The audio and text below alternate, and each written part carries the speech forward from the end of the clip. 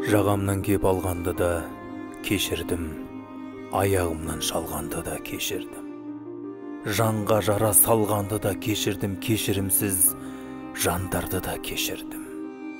Мен кешірдім адамдардың барлығын, кешірімге лайықсыңдар әрбірің. Ыза кекпен ауыр екен тағдырым, жеңілденіп қалғандаймын сәл бүгін.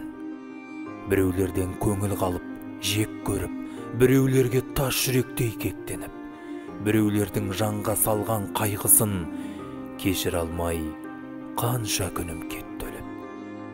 Кешіремін, кешірместей кім едім, ауыр жүктен арылсыншы жүрегім. Жер үстінде жүрген барлық адамдар кешірімді болса екен деп тіледім.